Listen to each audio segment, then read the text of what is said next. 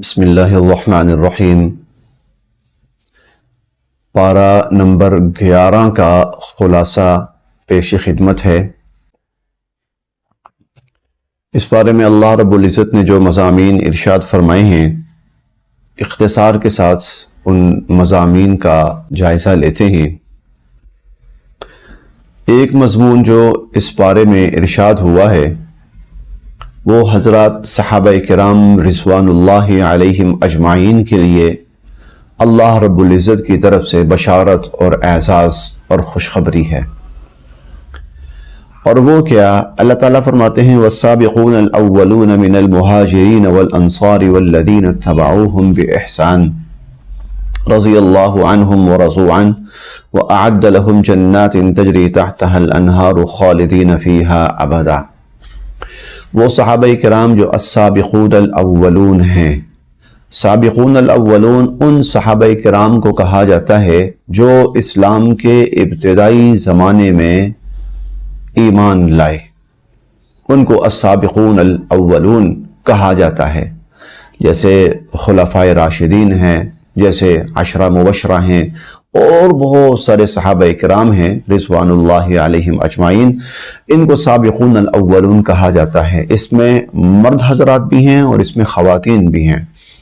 تو اللہ تعالیٰ فرماتے ہیں کہ جو السابقون الاولون ہیں مہاجرین میں سے اور انصار میں سے، والذین اتبعوہم باحسان، اور پھر اس کے بعد وہ صحابہ کرام جنہوں نے خیر، نیکی اور بھلائی کے راستے میں انہی کا راستہ اپنایا اور انہی کی اتباع کی۔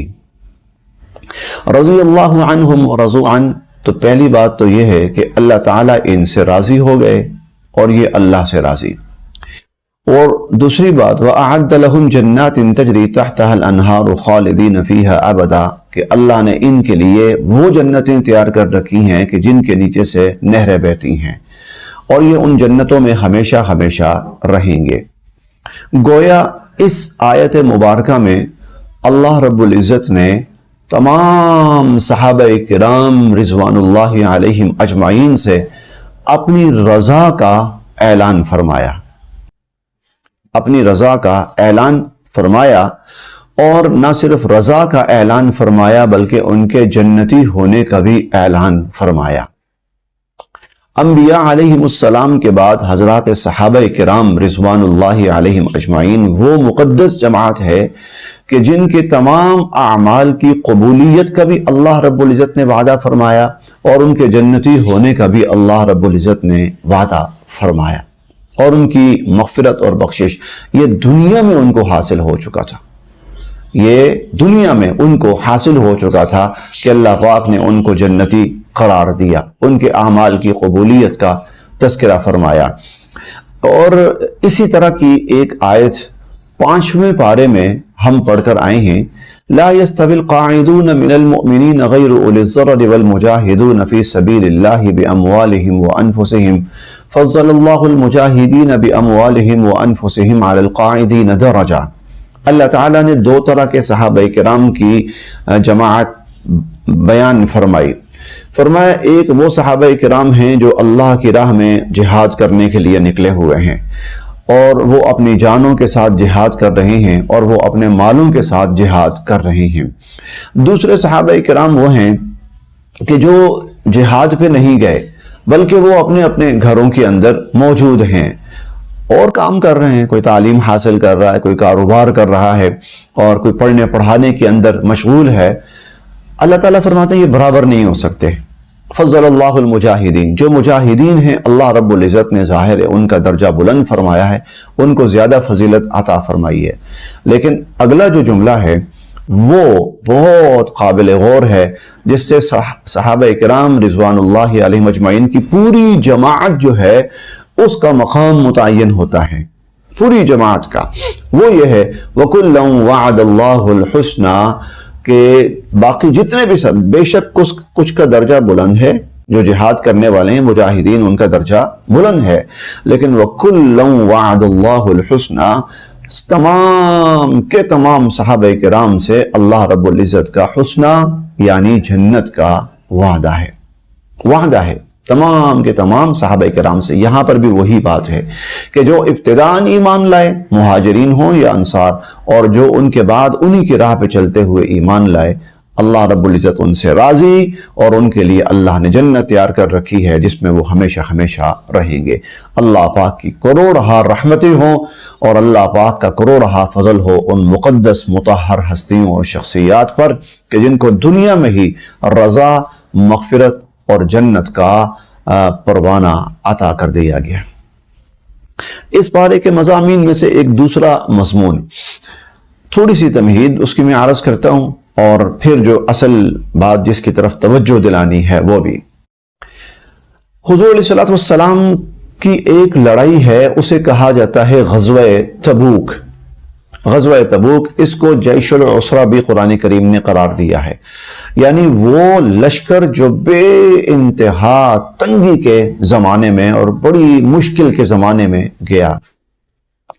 اس جنگ میں مسلمانوں کا مقابلہ دنیا کی سب سے بڑی طاقت روم کے ساتھ تھا، اور یہ پہلی لڑائی تھی جو عرب سے باہر کے لوگوں کے ساتھ شروع ہونے والی تھی۔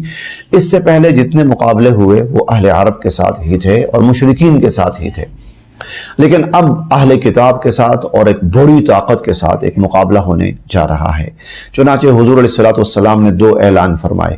پہلا اعلان تو یہ فرمایا کہ صحابہ کرام اپنی اپنی حیثیت کے مطابق فنڈ جمع کریں۔ چندہ اکٹھا کیا آپ نے، اس میں بہت سارے واقعات آپ حضرات نے سنے ہوں گے۔ اور دوسرا اعلان یہ کیا کہ کوئی اس دفعہ پیچھے نہ رہے، سب کے سب جائیں گے۔ جتنے لوگ ہیں کہ بڑی طاقت ہے تو اس کے سامنے اسلام کی قوت بھی ظاہر ہو اور اسے شکست فاش بھی ہو۔ چنانچہ صحابہ کرام رضوان اللہ علیہ مجمعین پورے جوش و جذبے کے ساتھ تیار ہوئے اور تیار ہو کر وہ چل پڑے۔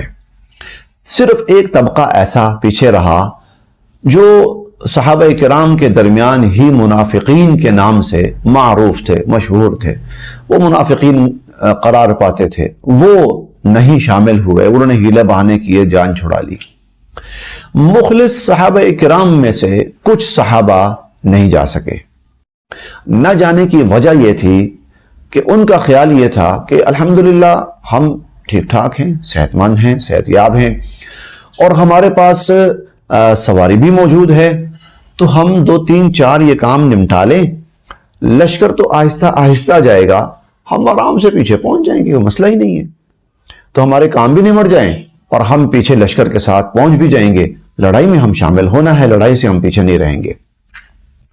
اللہ کا کرنا ایسا ہوا کہ ان کے کام جو ہیں وہ تھوڑے سے طویل ہو گئے اور وہ لڑائی میں شامل نہیں ہو سکے، یہاں تک کہ یہ جو لشکر ہے یہ واپس مدینہ آ گیا۔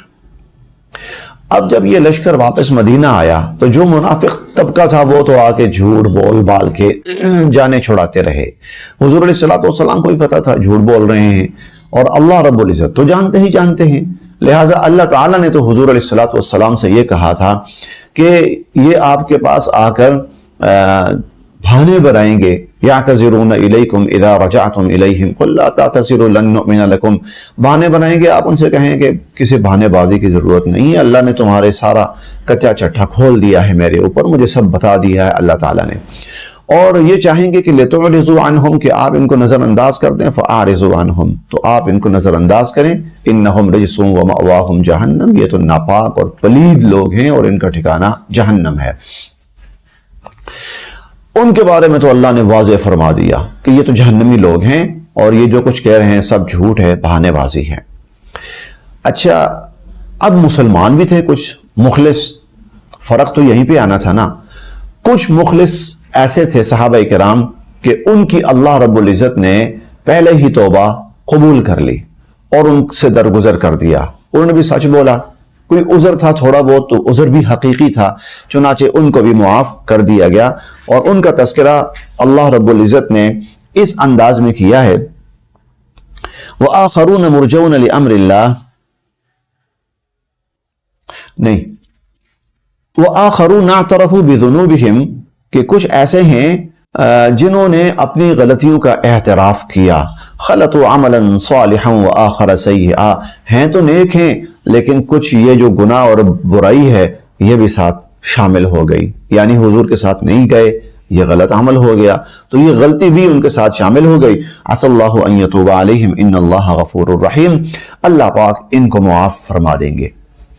البتہ وآخرون مرجون لامر اللہ، 3 صحابہ کرام ایسے تھے کہ جن سے کہا گیا کہ آپ کی نہ تو آپ کا عذر قابل قبول ہے اور نہ ہی آپ کی معافی قابل قبول ہے، نہ آپ کا عذر قابل قبول ہے نہ آپ کی معافی قابل قبول ہے، اور آپ کا معاملہ اللہ کے حکم، اگلے حکم کے آنے تک کے لیے ملتوی کیا جاتا ہے۔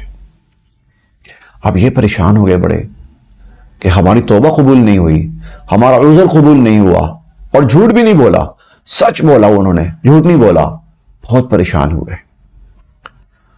اب ایک بات تو یہ ہوئی کہ آپ کا عذر قبول نہیں ہے، آپ کی معافی قبول نہیں ہے، کیوں آپ نے ایسا کیا؟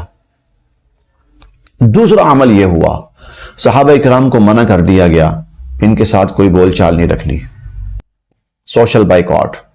دکانداروں کو منع کر دیا گیا، اگر یہ کوئی چیز خریدنے آئے تو ان سے کوئی چیز نہ خریدنی ہے اور نہ ہی ان کو بیچنی ہے۔ پھر ان کے گھر والوں سے کہا گیا کہ ان سے اب آپ فی الوقت کوئی تعلق نہیں رکھیں گے، بلکہ آپ ان کی بیوی بچے ایسے کریں اپنے اپنے گھروں کو چلے جائیں۔ انہوں نے پوچھا اللہ کے نبی کیا ہمیں طلاق ہو گئی ہے، ہمارا رشتہ ختم ہو گیا؟ کہا نہیں، طلاق تو نہیں ہوئی، لیکن فی الوقت آپ جائیں، ان کے ساتھ کوئی تعلق نہیں رکھنا۔ اب صورتحال یہ تھی کہ روئے زمین پر کوئی ان سے بات چیت کرنے کا روادار نہیں تھا۔ سلام کرتے، کوئی سلام کا جواب نہ دیتا، بلکہ حضور علیہ السلام تشریف لاتے، یہ سلام کرتے تو حضور ان کے سلام کا بھی جواب نہ دیتے۔ انہوں نے اپنے آپ کو مسجد نبوی کے ستونوں سے باندھ دیا اور توبہ کرتے رہے اور معافی مانگتے رہے اور اللہ سے استغفار کرتے رہے اور دعاؤں کے اندر، عبادات کے اندر مشغول رہے، روتے رہے، توبہ کرتے رہے، حتیٰ کہ اس سوشل بائیکاٹ کو 50 دن گزر گئے۔ اللہ اکبر۔ یہ اپنے آپ کو صرف نمازوں کے اوقات میں یا قضاء حاجت کے وقت میں کھولتے، اور جس وقت شدید بھوک سے نڈھال ہو جاتے تو بہرحال کھجوریں وغیرہ اکثر لٹکی ہوتی تھی، تو کوئی 1-2 کھجور لے لی، پانی لے لیا، اس طرح روتے رہتے، اپنے آپ کو زنجیروں سے باندھے رکھتے۔ اب بھی وہ استوانہ ابو لبابہ جو ہے نا ریاض الجنہ کے اندر، یہ وہی ہے جہاں سے ان صحابہ نے جہاں پہ اپنے آپ کو ستونوں سے باندھ دیا تھا کہ ہم اب مجرم ہیں اور ہم نظر آنا چاہیے کہ ہم مجرم ہیں۔ توبہ کرتے رہے، معافی مانگتے رہے۔ 50 دن کے بعد اللہ رب العزت نے ان کی توبہ قبول فرمائی، اور نہ صرف قبول فرمائی، اگر اللہ توبہ قبول فرما لیتے، یہ بھی بہت بڑی بات تھی کہ اللہ نے ان کی توبہ قبول کر لی۔ اللہ کسی کے توبہ قبول کر لیں تو بخشش یقینی ہے، بلکہ اللہ رب العزت نے حضور صلی اللہ علیہ وسلم پر وحی نازل فرما کر قرآن کی شکل میں ان کی توبہ کا تذکرہ کیا۔ دیکھیں اللہ تعالیٰ فرماتے ہیں وَعَلَى الثَّلَاثَةِ الَّذِينَ خُلِّفُوا، اور اللہ پاک نے ان 3 پر بھی بڑی مہربانی فرمائی، خلفوا جن کا معاملہ ملتوی کر دیا گیا تھا، حَتَّى إِذَا ضَاقَتْ عَلَيْهِمُ الْأَرْضُ بِمَا رَحُبَتْ، حتیٰ کہ زمین اپنی تمام تر وسعت کے باوجود ان پہ تنگ ہو گئی، وَضَاقَتْ عَلَيْهِمْ أَنفُسُهُمْ اور ان کی اپنی جانیں ان پر تنگ پڑ گئیں، وَظَنُّوا أَن لَّا مَلْجَأَ مِنَ اللَّهِ إِلَّا إِلَيْهِ اور انہیں یہ یقین تھا، وہ یہی امید لیے بیٹھے رہے کہ اللہ کے سوا کوئی جائے پناہ نہیں ہے۔ اللہ اکبر۔ یہ جملہ تو ایمان کی انتہا ہے، یعنی اس کے باوجود کہ بظاہر وہ مجرم ہیں، لیکن اللہ پہ ان کا یقین یہ تھا کہ اللہ یا اللہ کا نبی، اس کے سوا کسی کے در پہ نہیں جانا۔ ثم تاب اللہ علیہم لیتوبوا، پھر اللہ نے ان پر مہربانی فرمائی، اللہ نے ان کی توبہ قبول کی۔ ان اللہ هو التواب الرحیم، اور اللہ پاک بہت توبہ قبول کرنے والے اور رحم فرمانے والے ہیں۔ اچھا، یہ جو 3 صحابہ تھے نا، تو ان کا نام تھا کعب بن مالک اور ہلال بن امیہ اور مرارہ بن ربیع۔ ان میں حضرت کعب بن مالک جو ہے نا، انہوں نے حضور صلی اللہ علیہ وسلم کو بھی اور صحابہ کرام کو بھی بعد میں بڑی تفصیل کے ساتھ، بلکہ بعد میں اپنے بچوں کو یہ واقعہ سنایا کرتے تھے۔ جب توبہ قبول ہوئی، حضور علیہ السلام نے آ کر ان کو بشارت دی اور ان سے کہا کہ تمہاری زندگی میں آج تک اتنا خوبصورت دن نہیں آیا ہوگا جتنا خوبصورت دن آج آیا ہے۔ کہ اللہ رب العزت نے تمہاری توبہ قبول فرمائی، توبہ کی قبولیت کا اعلان قرآن کریم میں کیا، اور مجھے یہ کہا کہ میں تمہیں تمہاری توبہ کی قبولیت کی بشارت اور تمہاری مغفرت کی بشارت تمہیں سناؤں، تو حضور نے فرمایا تمہاری زندگی میں اس سے زیادہ خوش نصیب دن کوئی نہیں آیا ہوگا۔ تو انہوں نے کہا یہ بات ہے جو میں عرض کرنے لگا ہوں، یہ ساری تمہید تھی کہ اللہ کے نبی، میں نے جھوٹ نہیں بولا تھا، میں نے سچ بولا تھا، اور اللہ نے ہماری توبہ اس لیے قبول فرمائی کہ ہم نے سچ بولا تھا، جھوٹ نہیں بولا تھا۔ سچ بولنے پر اللہ رب العزت نے ہماری توبہ قبول فرمائی۔ اللہ کے نبی، میں آپ کو گواہ بنا کر وعدہ کرتا ہوں اپنی زندگی میں کبھی جھوٹ نہیں بولوں گا، اپنی زندگی میں کبھی جھوٹ نہیں بولوں گا۔ اس پر اللہ رب العزت نے یہ آیت نازل فرمائی، یا ایھا الذین آمنوا اتقوا اللہ وکونوا مع الصادقین، اے ایمان والو اللہ سے ڈرو اور سچوں کے ساتھ رہا کرو، جھوٹوں کے ساتھ نہ رہو، کیونکہ جھوٹوں پر تو لعنت برستی ہے۔ جھوٹوں پر لعنت برستی ہے تو جو جھوٹوں کے ساتھ ہوگا لعنت اس پر بھی برسے گی۔ سچوں پر رحمت برستی ہے اور جو سچوں کے ساتھ ہوگا ان پر بھی رحمت برسے گی۔ سچائی جنت میں لے کے جاتی ہے اور جھوٹ جہنم میں لے کے جاتا ہے۔ تو ایک سچائی جس کا انہوں نے خود اقرار کیا اور اللہ نے ان کے اقرار پر مہر ثبت کی، اور ایک توبہ کہ ان کی توبہ اللہ نے اتنی پسند کی کہ ان کی توبہ پر اللہ نے پوری سورت ہی سورہ توبہ کے نام سے نازل فرمائی۔ اس پارے کے مضامین میں سے ایک مضمون وہ مشرکین کہتے تھے حضور صلی اللہ علیہ وسلم سے، آپ جو قرآن کریم لے کر آئے ہیں نا، یہ قرآن ہمیں قبول نہیں ہے، اس میں کچھ مضامین ایسے ہیں کہ جس سے ہمارے عقائد پر، ہماری نظریات پر، معاشرے میں ہمارا جو امیج ہے اور ہمارا جو مقام ہے اس پر بڑی زد پڑتی ہے۔ وَإِذَا تُتْلَىٰ عَلَيْهِمْ آيَاتُنَا بَيِّنَاتٍ قَالَ الَّذِينَ لَا يَرْجُونَ لِقَاءَنَا ائْتِ بِقُرْآنٍ غَيْرِ هَٰذَا، تو وہ کہتے تھے کوئی اور قرآن لے کے آئیے جس میں ہماری تعریفیں ہوں، جس میں ہم اچھے قرار پاتے ہوں، جن میں ہمیں شاباش ملے۔ یہ قرآن ہمیں گوارا نہیں ہے جو ہماری خامیاں اور ہماری برائیاں بیان کرتا ہے۔ تو یا او بدل ہو، یا پھر جہاں جہاں کچھ چیزیں ہیں نا ان کو بدل دیجئے، قرآن میں تبدیلی کر دیجئے۔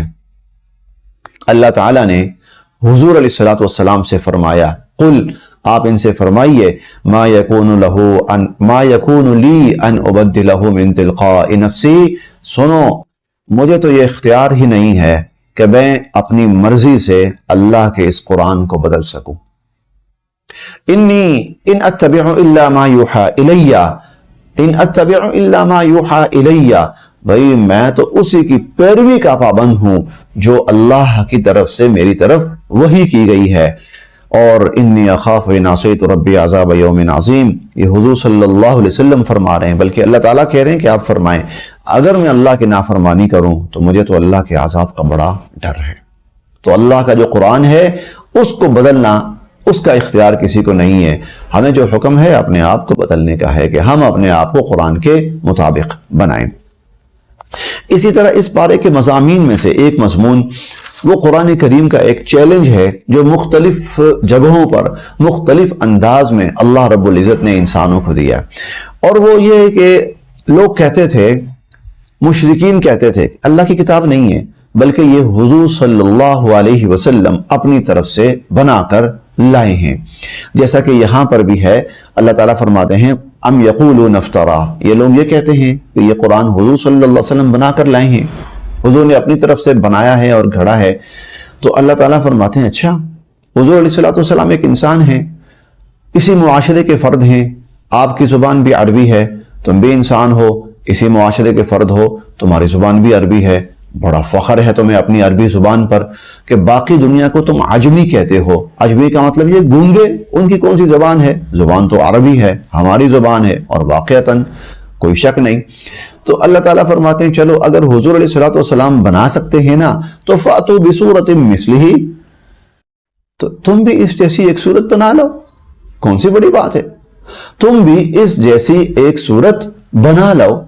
یہ چیلنج تقریباً 4 یا 5 انداز میں، مختلف انداز میں، پورا قرآن بنا لو، 10 صورتیں بنا لو، ایک صورت بنا لو، ایک جملہ بنا لو، اور آگے یہ ہے وَادْعُوا مَنِ اسْتَطَعْتُم مِّن دُونِ اللَّهِ، اللہ کو چھوڑ کر جس کو تم چاہتے ہو اپنے ساتھ بلا لو اور ملا لو۔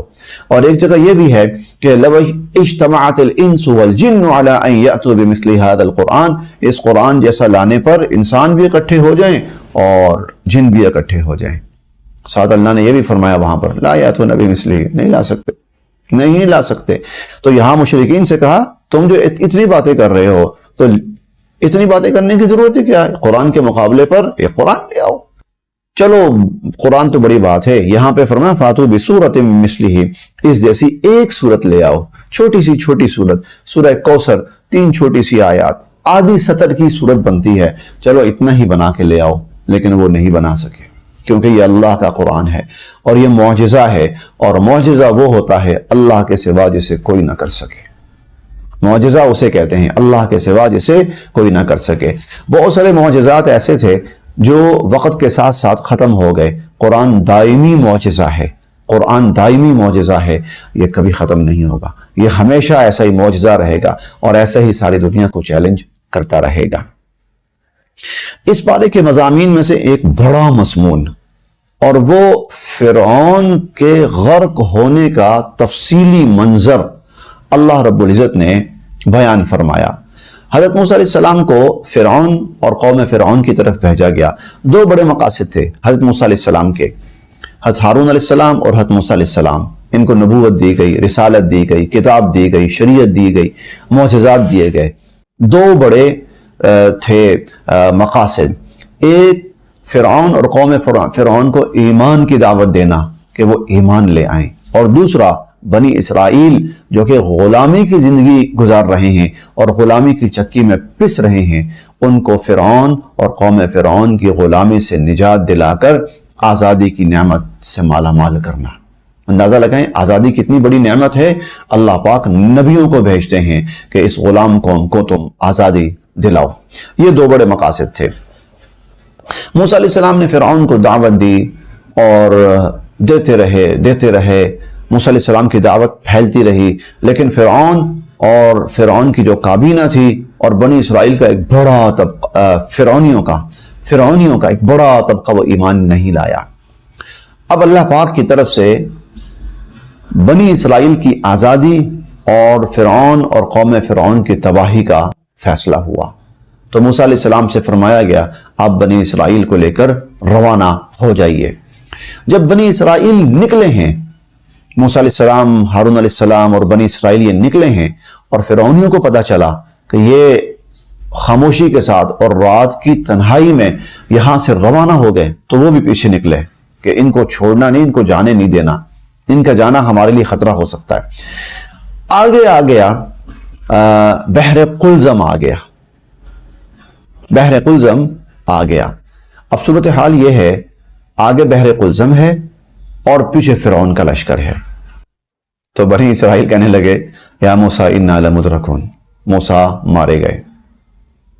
آگے پانی آگے جاتے ہیں تو ڈوبتے ہیں، مرتے ہیں، اور پیچھے فرعون پیچھے جاتے ہیں تب بھی مرتے ہیں، موت ہر طرف سے۔ موسیٰ علیہ السلام نے فرمایا ان معی ربی سیہدین، نہیں میرا اللہ میرے ساتھ ہے، وہ ضرور راستہ نکالے گا۔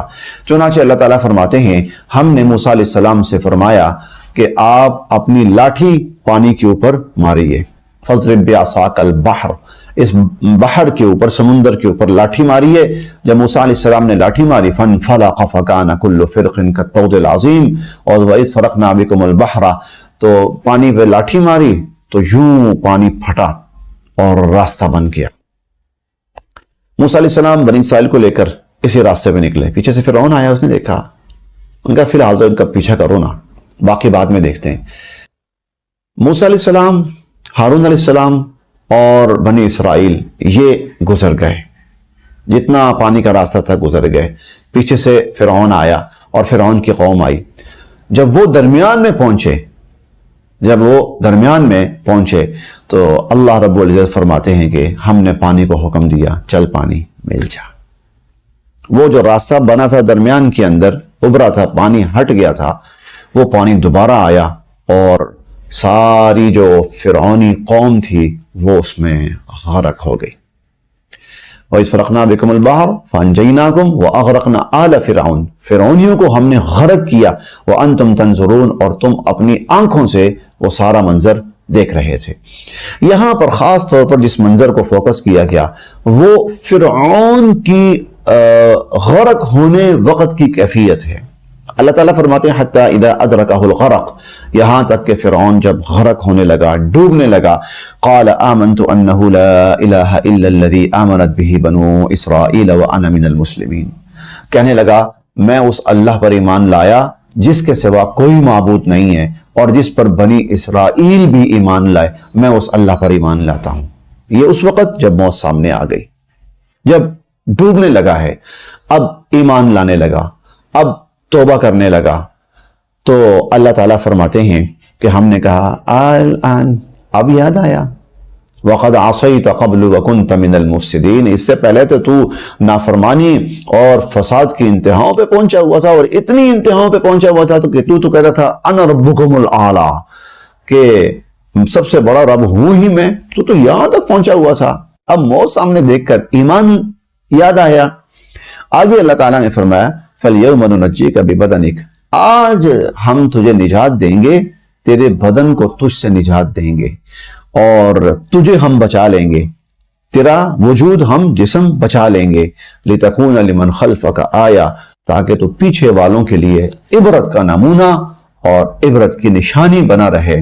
اور وہ عبرت کا نمونہ اور عبرت کی نشانی یہ ہے کہ اللہ کے سامنے تکبر کرنے والا کبھی نہیں بچ سکتا۔ جو حق کا انکار کرتا ہے، جو تکبر کرتا ہے، جو خدائی دعوے کرتا ہے، اللہ پاک اس کا انجام ایسا کرتے ہیں۔ تو نے سب سے بڑا دعویٰ کیا تھا، اس لیے تیرا جو انجام ہے وہ بھی سب سے عبرتناک ہم کر رہے ہیں۔ چنانچہ اللہ رب العزت نے فرعون کے وجود کو قیامت تک کے لیے محفوظ رکھا، آج بھی عبرت کے لیے اور